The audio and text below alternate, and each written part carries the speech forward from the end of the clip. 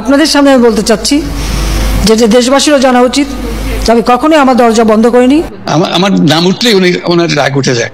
অবশেষে সমন্বয়কদের এবং আওয়ামী লীগের সমস্ত অপেক্ষার প্রতিফলন ঘটিয়ে বর্তমান তত্ত্বাবধায়ক সরকার ডক্টর ইউনূস এবং সাবেক প্রধানমন্ত্রী শেখ হাসিনা তারা ভিডিও কলে কথোপকথন করে সমস্ত বিষয় ক্লিয়ার করলেন।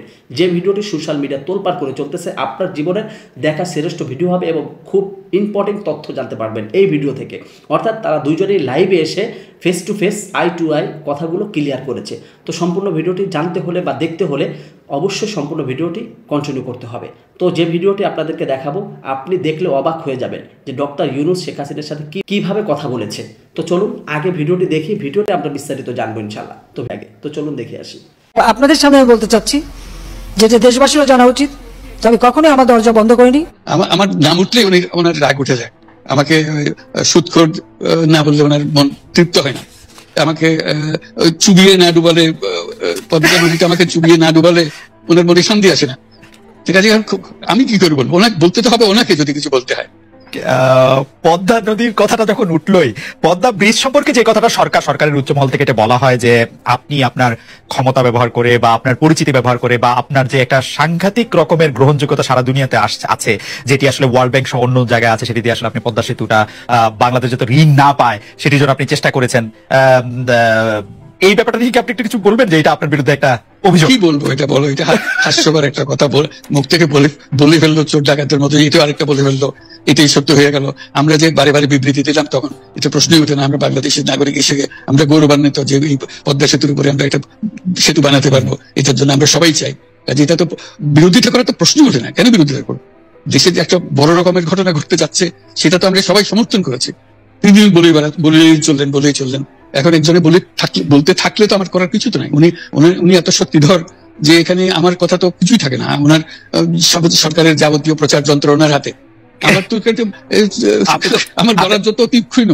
অনেকে এই কথা বলে থাকেন প্রফেসর ইউনূস যে আপনি তো ইচ্ছা করলে এই পৃথিবীর যে কোনো দেশে সেটেল করতে পারতেন, পৃথিবীর যে কোনো দেশের হয়েই আপনার যে আইডিয়াগুলি সেগুলি আপনি ডিসেমিনেট করতে পারতেন। তারপরেও আপনি বাংলাদেশে থাকছেন, বাংলাদেশে থাকাটাকেই আপনি মানে আমি যদি বলি আপনার জন্য নির্ধারণ করছেন। আমি দেশেরই সন্তান, এই দেশেই থাকবো, দেশের জন্য যে কাজ করি সেটাই করব। এটা যতদিন আমি বেঁচে আছি সেটাই করে যাব। আমাকে বিভিন্ন দেশ থেকে আহ্বান জানাই, আপনি কেন দেশে থাকছেন। আজকেও একটা নতুন দেশ থেকে আহ্বান পেলাম, বলে আমরা সব ব্যবস্থা করে দেবো। এটা আর একটা নতুন দেশ যোগ করে আছি। আমার মনে হয় উনি মনে করেন যে আমি দেশের সর্বোচ্চ ডাকু, সন্ত্রাসী কিংবা আমি অপরাধী, আমি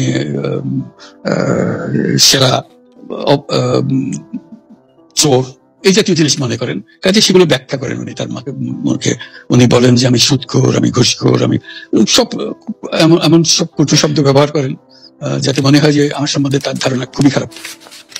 কিন্তু এইটা তো এরকম ছিল না। আমরা দেখেছি যে 96 থেকে 2001 সাল পর্যন্ত নানাভাবে এই সরকারি বা আওয়ামী লীগ সরকারি আপনার সাথে বা আপনি আওয়ামী লীগ সরকারের সাথে একসাথে কাজ করতে কোনো সমস্যা হয়নি। আপনি এইটার জায়গাটাকে একটু ব্যাকগ্রাউন্ডটাকে আমাদের একটু বলা যাবে যে আপনার কাছে কি মনে হয় কেন এই শত্রুতার বা কেন এই অপছন্দের বিষয়টা একটু সৃষ্টি হলো বা তৈরি হলো? যাই হোক, এটা আমার তরফ থেকে হয়নি। আমি তাকে যথাযথ শ্রদ্ধা করে নিয়ে গেছিলাম আমাদের মাইক্রোক্রেডিট সামিটে ওয়াশিংটন ডিসিতে। আমাদের প্রধান অতিথি করে নিয়ে গেছি, সবাই সম্মান করেছে। কারণ এই মাইক্রোক্রেডিটটা তখন পৃথিবীর সামনে আসছে, বড় আকারে আসছে, এবং এটা বাংলাদেশের অবদান হিসেবে সবাই স্বীকৃতি দিচ্ছে। ওয়াশিংটনে দুনিয়ার সেরা যারা সবাই উপস্থিত ছিলেন, তার মধ্যে আমরা ওনাকে নিয়ে গেছিলাম এই জন্য যে বাংলাদেশের পক্ষ থেকে এই গৌরবটা যেন তিনি আমাদের পক্ষ হয়ে গ্রহণ করেন। উনিও রাজি হয়েছেন, উনিও গেছেন, করেছেন। কাজে এটা স্বাভাবিকভাবে এই সম্পর্ক থেকে যাওয়ার কথা ছিল।